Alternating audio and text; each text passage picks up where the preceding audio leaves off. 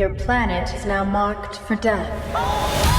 Marvel Studios' The Fantastic Four First Steps is now streaming on Disney+. We will protect you. As a family. Light him up, Johnny! Marvel's first family is certified fresh on Rotten Tomatoes. That is fantastic. And critics say it's one of the best superhero movies of all time. Oh! Marvel Studios' The Fantastic Four First Steps, now streaming on Disney+. Rated PG-13. What time is it, Ben? It's clobber time! When it's time to scale your business, it's time for Shopify. Get everything you need to grow the way you want. Like, all the way. Stack more sales with the best converting checkout on the planet. Track your cha-chings from every channel, right in one spot. And turn real-time reporting into big-time opportunities. Take your business to a whole new level. Switch to Shopify. Start your free trial today.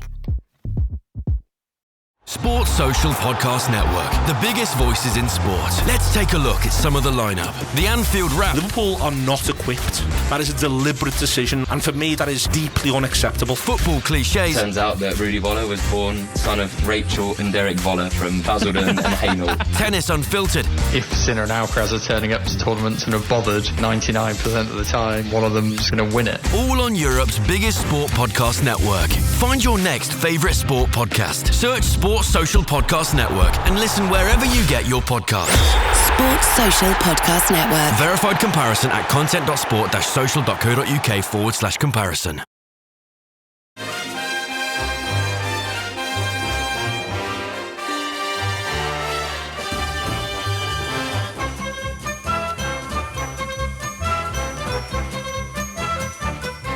Hello everyone and welcome to How Are the Podcast. It's Gavin. You join us for today's matchday preview. Sunderland heading to the south coast to take on Bournemouth. If you're on the way there and you're listening to this, well done for getting up early. You're a better fan than me because when they moved it to a 12:30 kickoff, I was thinking I can't think of naught worse than going to the other end of the country for a game of football. So well done if you're on the way there. Hopefully we can provide some of the background noise for your trip.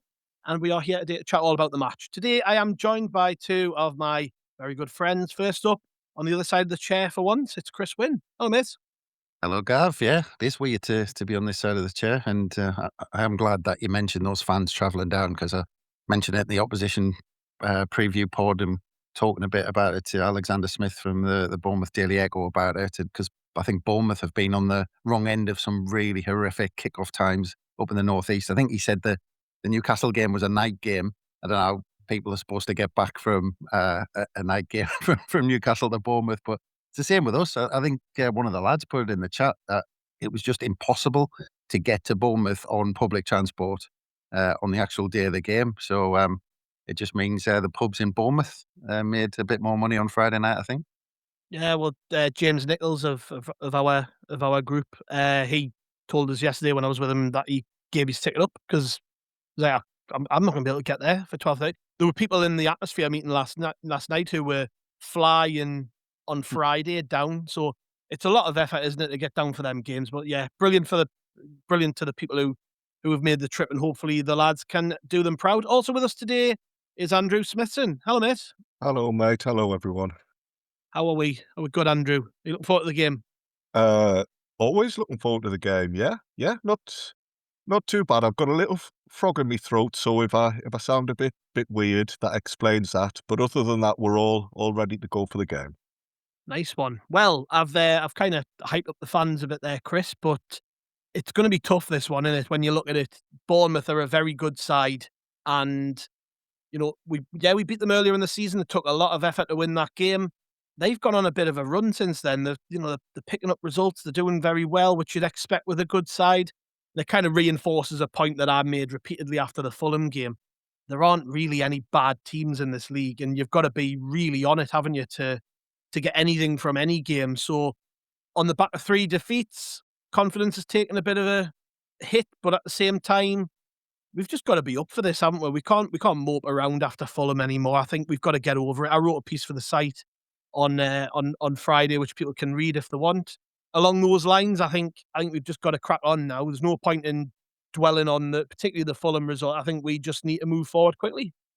Yeah, we do. And listening to Regis Labris in his press conference, he was quite big on that. He was saying that and he was emphasising earlier in the season when a lot of people, we were quite rightly getting carried away, and we enjoyed getting carried away, but he kept emphasising week after week that this was coming. At some point, this was going to come. Look at and he talked about having a young squad. And even when we were playing well and getting results at the beginning of the season, I even remember, I think it might have been after the Forest game when we were saying, "Oh, absolutely brilliant, what a result." And he said, "Yes, it was, but we didn't do this particularly well. We've got to improve on here."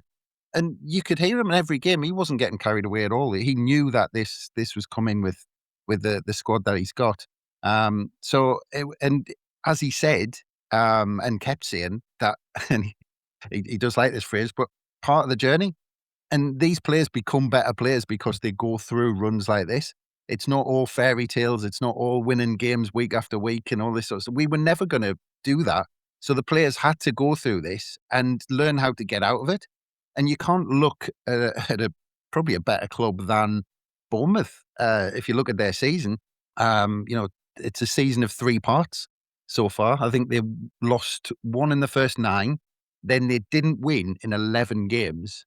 And now they're on a run of 7 without defeat. And you heard, again, this came up in the press conference, and Regis Labris talked about the way we're dealing with it and the way Bournemouth dealt with it. And they said throughout those 11 games, they kept doing what they were doing. They didn't suddenly say, right, everything that we've been doing really well, let's just throw it out. Let's just throw it out and start again. And a lot of people panic like that when things don't go right all the time. They say, right, let's rip it up. Let's start again. But no, you've got to have faith in what you're doing. And Sunderland, he's been big on building this identity. And we've got to follow it through. Like, all of those things that we were doing right got us to a certain level. And just because we've dropped away for a few games doesn't mean that everything we were doing then was completely wrong. He pointed out we always needed improvement. But yeah, and you look at the league table as well. You talk to Bournemouth fans and they're going, "Oh, yeah, we're looking fantastic and all this." And we're going, "Oh, no, looking behind us." It's 2 points between the 2 teams. It's unbelievable. So, yeah, why not? And it's like every game this season. And you look at the middle block in the Premier League, take the top 6 out of it, they're doing their thing. Take the bottom 6 out of it, they're doing their thing. That middle section of the Premier League, I mean, anybody can beat anyone on the day. So yeah, I'm up for it. Why not? Yeah, I think that's a good point, Andrew, isn't it, about the fact that we can actually overtake Bournemouth if we win this game. And yeah, I am slightly daunted by that form, particularly at home, but, I just keep thinking that we've got to win away again at some point. Like, it's been a long time since we won an away game in the league. We've got to go away and win at some point. And we'll get on to team selection and stuff after the break, but as a general topic, there is going to be changes because of the amount of injuries. It might not be a bad thing that things are freshening up for us. We might change a few things here and there. There's going to be changes in personnel. And as I say, we'll come on to that. But I feel weirdly a bit refreshed ahead of this one. Like, because Fulham was such a draining and almost cleansing an experience. I almost feel like, right, okay, maybe that was a bit of a reality check for everybody. Let's refocus. Sometimes you do need a slap round the chops to get your eyes pointing in the right direction again. And that might well be the case when we go to Bournemouth.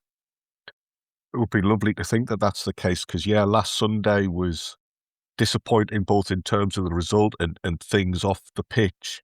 But we've had a week since then. Everybody's had chance to pull themselves together and that.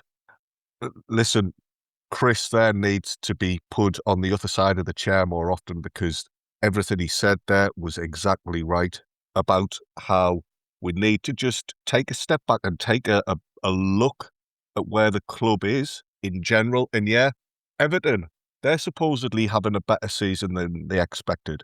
We're within touch and distance of them. Fulham, there's other teams around us who are all established Premier League teams. They would all say they're performing at a level that their fans are happy with. And we're matching them. So yeah, there doesn't need to be any doom and gloom. And as you say, there's got to be changes. Unfortunately, we have hit a bit of an injury crisis. All that says to me is it's an opportunity for these other lads to come in and say, right, well, here's my chance. I'm going to take it and going to show people that I'm worthy of a long-term place in the starting 11. This run that Bournemouth have been on, Chris, is commendable, but it's interesting when you look at the results, right? That you take out the fact they were battered by Brentford, and that's no disgrace. We've seen how good Brentford are at home. Bournemouth are in close games. Even going all the way back into like November, 2-2 with West Ham, 3-2 with us. That was a close game. Lost 1-0 to Everton, drew 0-0 with Chelsea, 4s each with Man U, 1-1 with Burnley, 2s each with Chelsea. Got beat 3-2 by Arsenal, 3-2 win over Tottenham. Won on penalties against the Mags. Got beat, against the Mags in the Cup on penalties. Drew away at Brighton, 3-2 against Liverpool. They beat Wolves 2-0, but scored the second goal in added time. 1-1 against Villa, 2-1 against Everton, 0-0 last time out against West Ham. Bournemouth are not blowing teams away. They're winning points and they're doing very well, but they're not battering anybody. Which that would also give me a bit of confidence, actually, in that we're not going to, we can probably go there and be quite confident that our conservative way of playing might actually get us something like, a point wouldn't be a horrendous result. A win would be brilliant, but I don't think Bournemouth are going to come flying out the blocks at us. It doesn't seem, looking at the results, like they're that type of team. No. And I'm going to straight off the bat say what you normally say, Gav, and I think it might be from your dad, where he says a point away from home. Yeah. You'll take that any day. But yeah, absolutely right. And again, if anyone hasn't listened to the opposition preview with Alexander Smith, he was touching on something similar. And I'll come on to it, but I think it's it's kind of symptomatic of the Premier League this season. I'll get into that in a sec, because you look at, he was talking about the performances. And of course, look, they were on a run of 11 without a win. And then Tottenham come to town. And I think Tottenham have done well to break a few teams' bad runs this season by just turning up. But he did say that day, Bournemouth beat them, but Spurs were crap. That was at home. He did say that the Brighton game was, touch and go. They were fantastic against Liverpool. He said they were really poor at Wolves, but ended up winning 2-0. He said they were fantastic against Villa. They gave Villa a good game at home, but drew. Everton, he said they were poor against Everton, but ended up winning the game. And he said they were poor at West Ham. So he said there's been a couple of great results in there, but they've just been getting on the right side of results. But he also said in the run of 11 games without a win, he said he was looking at some of those games and pointing and going, they could have gotten a win there because they played really well. They could have gotten a win there because they played really well. They maybe got a couple of draws where they didn't deserve to get a draw. He said they were really bad against Burnley at home when they drew 1s each. He said actually Burnley maybe deserved more out of the game. This is the strange thing about the Premier League, and this is the point I kind of wanted to get onto about the Fulham game. There's been a lot said about the performance, but actually, if you go back to the Wolves game, maybe the Bournemouth game at home, maybe the Brentford game at home, maybe the early stages of the West Ham game at home, if you watch those back and watch the Fulham game, is it actually that much different? We were never blown sides away this season. We were just very organised. Now, you can say maybe the individual mistakes are maybe creeping in slightly more now that players have maybe relaxed their shoulders because they're on 36 points. That there might be an element of that. But in general terms, we weren't really creating lots of chances at the start of the season. But the difference is, in the first part of the season, when we were getting that chance, we were taking it. And we were on the right side of the big moments. Look at there was a disallowed goal against Brentford, which was really close. If that went the other way, would that game have been different? There was penalties, penalties at the Bournemouth game, I think, from memory. West Ham had some chances early on. Could have our season been completely different? It's all these sliding doors moments that comes down to the really big moments in games. And at this level, because you remember games in the Championship where teams had big moments and they missed a chance. Now, the thing is, that if they missed a chance there, if you're just better than them because there's a bigger gap, the likelihood is they're not going to get another chance and you're going to get 5 chances to put one away and you're going to win the game. Now, in the Premier League, if you don't take that one chance that you might get, that's the gilt-edged chance in a game, you're going to be on the wrong end of the result. And it's fine margins. You hear managers talk about it from top to bottom in the Premier League, fine margins. And that's it. I don't think we're that far off of how we were playing earlier in the season. It's just that we're not getting those big moments. We're not taking those chances. There's maybe a little bit more pressure. Everyone was a bit more relaxed. So those chances were coming. We were playing on instinct. We were taking that chance. And maybe that's just not happening now. But in terms of performance, I don't think we're that far away from when we were getting results earlier in the season. I think that's fair, Andrew. I think the one thing that's worried me a little bit, we don't look as solid on set players. I think we're conceding far too many goals from set players, and not as much of a threat either. I can't remember, somebody read out a stat the other day. Maybe it was on the pod, I can't remember, but I think we are either joint lowest scorers or the lowest scorers from set players in the league, which surprised me a little bit. Was it you, Chris? We hand up? Yeah. Two level with Brentford, I think. Yeah, which surprised me a little bit, because I just think of Ballard and Alderete and think, well, naturally you assume we're quite a threat. But I think that if we're looking for like easy solutions to problems, I think that's something we really do need to work on. The set players in the last game, we had 3 or 4 different takers. None of them really delivered anything that was particularly dangerous. And again, we're going to come on to team selection and stuff, so I don't want to touch on that too much. But I don't think we're talking about massive changes here. We just need to tweak a few things here and there and I would say almost get back to basics with some of the things, as Chris rightly pointed out, we were doing really well earlier in the season. Yeah, and another thing Chris said was the phrase fine margins, and I think that's all it is. In both boxes, it's just that little 1 or 2% difference that makes the final results what they are. We're not, just as we weren't battering teams earlier on in the season, we're not getting ripped apart all the time. It's just 1 or 2 moments in each game where Fulham or whoever it is were just able to do what they needed to do.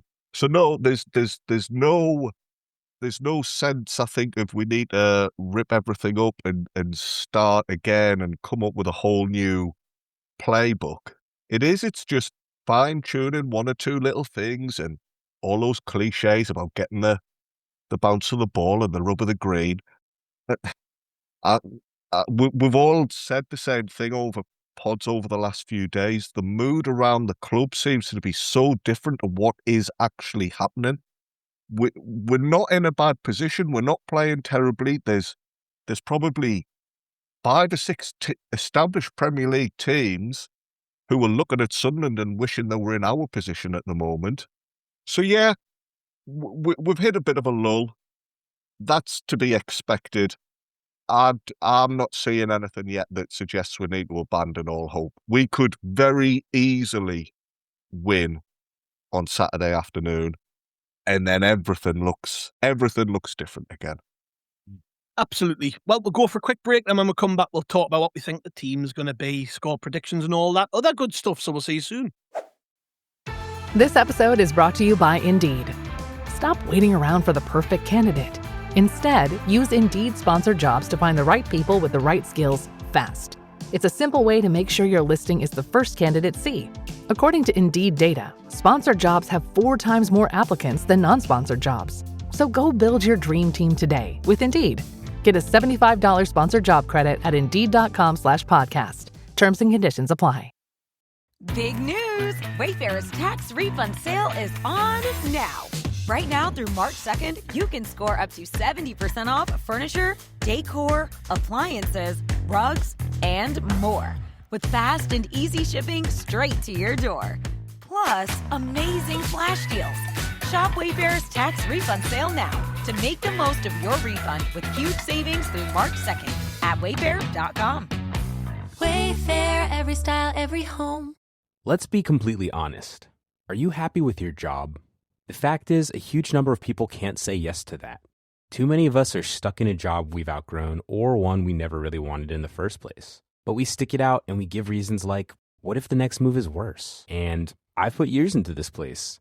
And maybe the most common one, isn't everyone miserable at work? But there's a difference between reasons for staying and excuses for not leaving. It's time to get unstuck. It's time for Strawberry.me. They match you with a certified career coach who helps you get from where you are to where you want to be, either at your existing job or by helping you find a new one. Your coach helps clarify your goals, creates a plan, and keeps you accountable along the way. Go to strawberry.me/career and get 50% off your first coaching session. That's strawberry.me/career. Welcome back to How Are the Podcast. And as I said before the break, I think it's time to chat a little bit about team selection. We know, of course, there are a lot of players missing, Chris, for this one. Reggie Celebrice outlined some basic timelines on basically when people will be back. I think Nordy McYaley and Brian Broby, they're hoping between 2 to 3 weeks, if we're lucky. So that would take us right up to the derby, I think. It's going to be a little bit longer, possibly for Romain Mundle, depending on how he rehabilitates. He might need surgery. Same with Jocelyn Tarbee. We know he's had a long-running issue. I think he signed with an injury, picked an injury up in the last game, went off, and it looks like that one's going to keep him out a little while. I can't remember if I've missed anybody there, but then there was the returns of Granit Xhaka to full training and had his little tester run out in the last game and got through it okay, so he's expected to be fit. Bertrand Traore is back. We haven't seen him since before AFCON, so that's a nice little boost, but we are still missing Ronaldo and Dennis Cirkin, I think, for up to 10 days, so it's going to be a changed team regardless. I think, after a heavy defeat, you would suspect there would be changes anyways, but it does seem that we're going to be forced down a pathway where we're going to have to try something a bit different, aren't we? Because with Broby up front, we've been very direct. We've gone back to front quickly and things like that. You can't really do that with Isidore Mayenda. Xhaka coming into midfield gives us composure that we've probably lacked, I would say, in recent games. And then in defence, there's going to be someone different at right back. You would suspect that would be Hertrauder. So there's going to be changes all over the park, isn't there? And like I kind of touched on this in the first part, but I don't think it'll necessarily be such a bad thing to freshen things up a little bit. Yeah, I kind of agree. But just to start with those injuries, like you said, McYaley, Ronaldo, Cirkin, Mundle, Jocelyn, Broby, you could maybe chuck Traore in there because of his injury problems, he's unlikely to start. We're more likely to see him on the bench, so you can probably throw him in there as someone who can't start the game. But just to start with Jocelyn, by the way, because, how's your luck? You come to the Premier League as a young lad, it's your big move, you get a game. You could see from the first 20 seconds how much he was up for it and how much he wanted to enjoy it, already doing twists and turns on the halfway line and looking sharp. And then he picks up an injury in the first half of his Premier League debut. Just kind of gutted for him, because even if he did look raw, that the purpose, when players do look raw like that, you want them on the pitch. You want more minutes from them because you want them to get used to the pace of the game. You want them to get into it. So a bit gutted for Jocelyn. But it was interesting as well that during the press conference how much Regis Celebrice laughed when I think Nick Barnes just said a bad day at the office last week and rattled the players who got injured. He was like, yeah, just a bit. Like all those players going off injured and the result. But yeah, you're right. But what I'm kind of most pleased about, and I think earlier in the season, again, going back to some of those games where we were able to manage them out and get a draw or even nick a win later on or whatever it was, a lot of those came with the trio in the middle of the park, which we should have back. So Xhaka, Diarra, Siddiqui in the middle of the park. And if we've got that, you've got to be confident. And you're talking about changed sides, which, we'll get into the ins and outs of who we expect to be where. But I think as long as you've got those three in the middle of the park, you then look at the team and you go, well, that's a good team. That's a strong side who on their day can go anywhere and compete with any midfield. So yes, okay, we'll get on to talk about what's around that. But I'm just so happy to see those three in there. And the other thing with watching Diarra since AFCON, look, of course he's got to get over that injury and he's got to get back into it. But I think he's going to be so glad that he's got Xhaka behind him. Because if you've watched these last few games, it's almost been him and Siddiqui playing as a two, almost as a flat two with Lafay in front of them. And I think with this one where they've got someone behind them, it's going to give license to Siddiqui and Diarra to make those runs that they were earlier in the season. And I can't wait to see it, because I think they've almost had the shackles on because they haven't had Xhaka behind them. And I think once we see them get back into their groove as a three, I think we should get going again. Yeah, and I think as well, Andrew, away from home, naturally you're a little bit more defensive, and we're coming up against a team who've got good wide players. So the fact that Hertrauder's coming in at right back, who's not as effective going forward as Nordy, I would say is fair to say, and then Trey Hume on the left, who's suspecting that's what it's going to be. I think given the options, that's probably the case, right? It might not be such a bad thing from a stylistic point of view if we're a little bit more defensive in defence, but then as Chris says, you have Xhaka just sat in front dictating the play and allowing Siddiqui, Diarra, Enzo to have that little bit more freedom in front of them. It might not be such a bad thing from a playing perspective. I know the only worry I would say is we don't have as much width on the pitch, and you get that naturally from Sirkin and Ronaldo and Nordy in particular. We're going to be missing them players, but a little bit more conservative in style might not necessarily be a bad thing. No.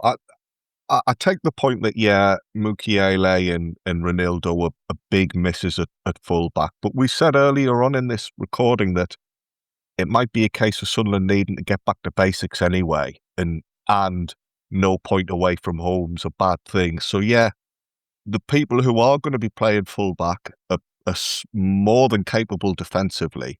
I think in general, the starting 11 we go with will be more than good enough. We've got internationals in there. We're going to have players in there who are in form. As you say, Xhaka being in the starting 11, which we assume is what will happen, just unlocks Siddiqui to be the best version of him.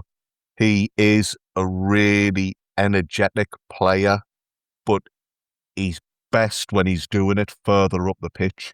So, I might need to be a little bit more conservative. I don't think it's going to be a case of parking the bus, though. I think we'll just be a solid team. My problem earlier, I said we've got an injury crisis. I don't know if it's fair to say it's a crisis just yet. I think we're at the point where if we were to have any more injuries, we would be in bother. But for the time being, we can still pick a really good team. Yeah. Well, just on those injuries, there's a couple of things. Obviously, there's rumours in January that people were going to go, but the big one was obviously Hertrauder. And you look at the injuries now, and if he'd gone, you're thinking, right, well, who actually would we have left to put in? Of course, it would be and Isidore, Chris, and Isidore. Yeah. He was another one linked away. Broby's now going to be out for a little bit. Yeah, and you've got 09 sitting there, but Hertrauder's a fantastic player to bring on in that full-back position, and he's a bit of a jack of all trades. You can put him in midfield, left back, potentially centre half. The other thing, just to touch on Andrew's point, and I think you mentioned it as well about this getting back to basics, and I think that, there's an element of that, but you're talking about being a well-organised tight side.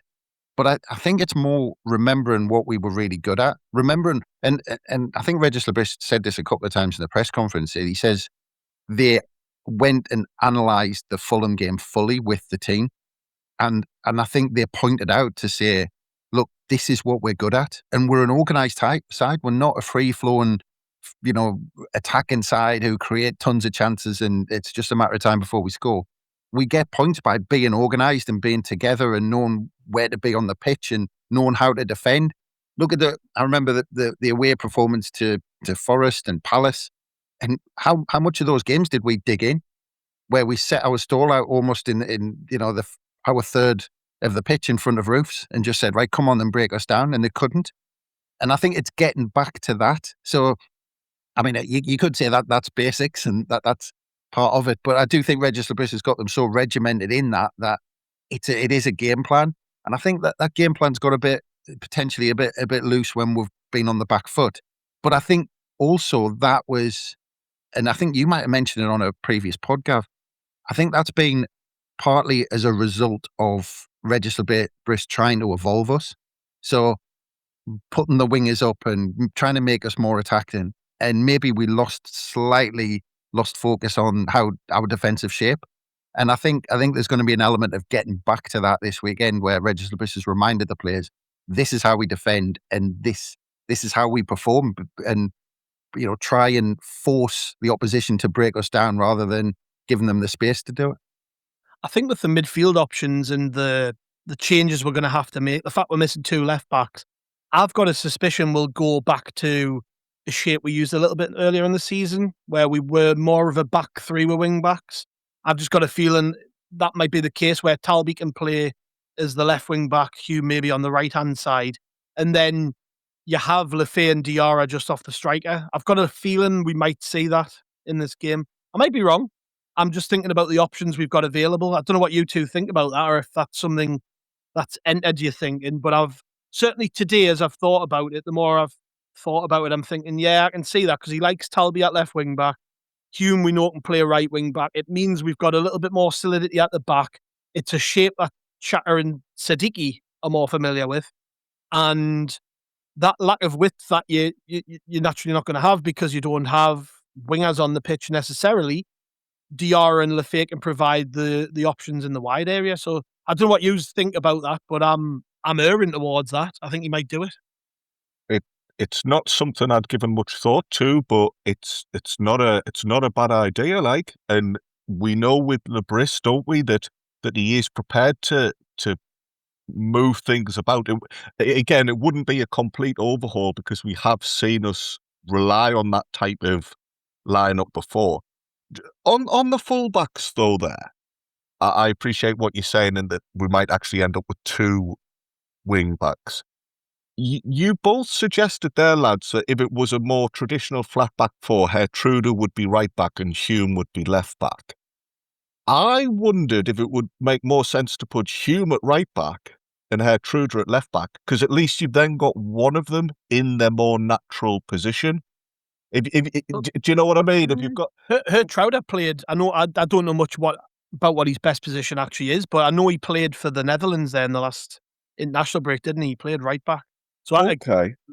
But to be honest, Andrew, we don't know enough about him. We've mostly seen him as a centre mid or a centre half off the bench. We haven't seen him given a run in any position, really. But he's not particularly attacking. Whereas Hume can get forward. We know Hume can do that. So does it make, if you're going to have one fullback who is a bit more attacking and one who does just defend, would it make sense to have Hume in a position where it's more natural for him to get up and down the pitch? But like you say, it might not even work out like that anyway, and it might be that Gertrude is one of 3 as opposed to a I just have a feeling that's what we might do the more I think about it. But yeah. I was going to say, to be fair, we don't know about Gertrude in terms of that attacking sense, because actually I would have said at some point earlier in the season, I would have said Michele is a proper, orthodox defender. You're not going to see him roaming too much. And then suddenly when he's put out the right back, you see him bombing on down that right-hand side. Might be the same with Gertrude. If he's given license from full-back to say, look, if you fancy going on the overlap, and we might end up seeing him, and I'm not talking about Gary Neville, I'm talking about obviously going past the winger, but if he bombs on, you might see something that we saw with Michele. I will just say about, that's an interesting one about putting the wing-backs and the 3 centre-halves. I'm tempted to kind of agree with you there. I did, when I sketched it out, I had a flat back 4, Gav, but I was toying with the idea. But now that you've said that, you actually go back to the last time I'm trying to think, somebody might point out a time when we've done it since, but you go back to the last time we won away from home, 25th of October, Chelsea away, and we went with that system. And if you remember early on, Talby actually got caught out for the goal. Because he was that wing back and he wasn't quite sure what he was doing, but ended up doing what he did later on. So yeah, it'd be an interesting one if he does that. And then what side do you then have? Talby on the left, move Hume back to the right? Do you have, and then you've got what side Gertrude plays on in that back 3? Because I think earlier in the season, I think that Chelsea game where I think he almost gave a goal away by passing it back to Roofs, I think. I think he had a nervy moment there, because I think he was on the left-hand side because Alderete was out from memory. Yes. So it'll be interesting to see how he forms that back 3. But if we are talking about going back to that defensive shape, all of our conversations so far have been going back to, what we were doing earlier in the season and doing what we did well. that might be part of it. So I might be agreeing with you, actually, Gav. You might well do that. Yeah, and very quickly before we wrap up with some score predictions, who do you think starts up front? I'd rather it was Mayenda, if I'm honest, but I think it'll be Wilson Isidore. I was going to say, I think it has to be, because I think if you want some pace later in the game, you need Mayenda on the bench. You need Mayenda to come on. Otherwise, if you go with Mayenda and go with Isidore later on, he's not quite as. He doesn't have as much impact from the bench, I think. And you can point to the West Ham game. He did it a couple of times, but I just think I like Mayenda's pace coming on from the bench when you've got that option. Yeah, no, that's a fair point. What about you, Andrew? What would you do? I would have gone with Mayenda personally. Isidore is not having the best of times at the moment. He's arguably a better finisher than Mayenda, but I just think, again, we're talking about getting back to basics and all this type of thing and being ever so slightly more solid and a bit more sure with ourselves. I think Mayenda helps with that more than Isidore, who he's got his plus points, but he can be a bit. I don't want to sound as if I'm digging him out. He's more unpredictable, shall we say. He might score you a great goal, but then go quiet for 15, 20 minutes, and I don't know if we can afford that at the moment.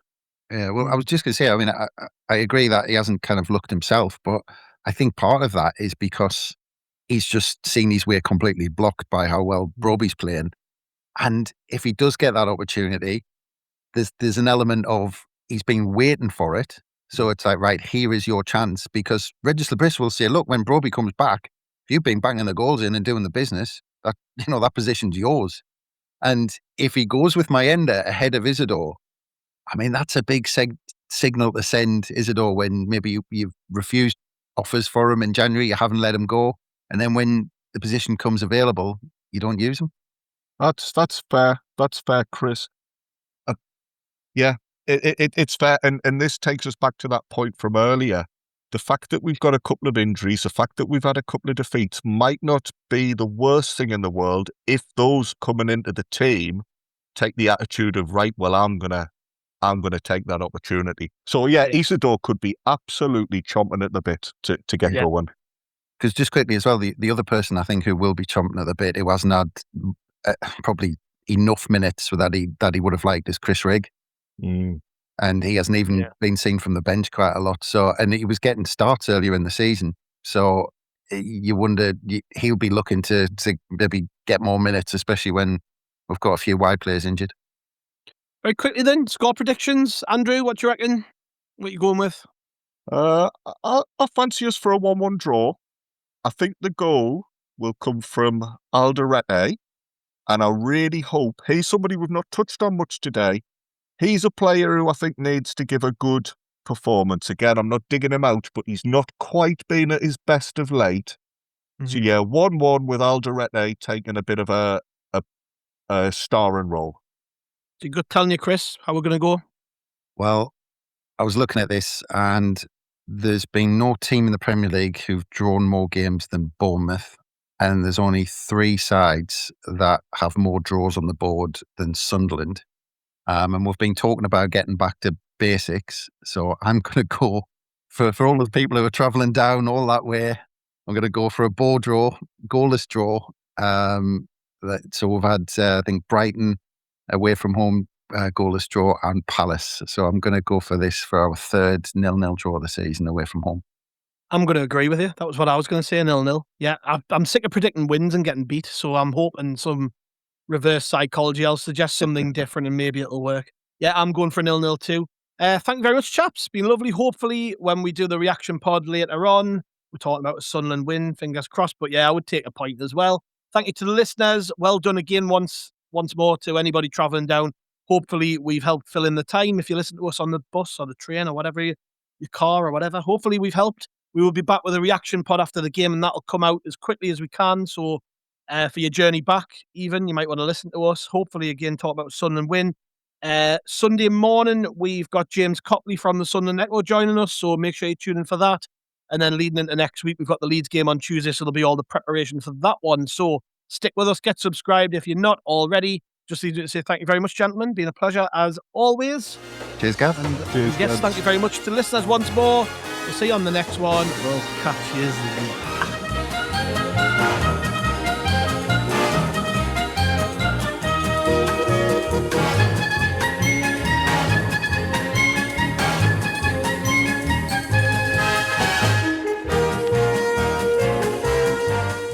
How many discounts does USAA Auto Insurance offer? Too many to say here. Multi-vehicle discount, safe driver discount, new vehicle discount, storage discount, legacy. How many discounts will you stack up? Tap the banner or visit USAA.com/auto discounts. Restrictions apply. It's tax season, and at LifeLock, we know you're tired of numbers. But here's a big one you need to hear. Billions. That's the amount of money in refunds the IRS has flagged for possible identity fraud. Now here's another big number, 100 million. That's how many data points LifeLock monitors every second. If your identity is stolen, we'll fix it guaranteed. One last big number, save up to 40% your first year. Visit LifeLock.com/podcast for the threats you can't control. Terms apply.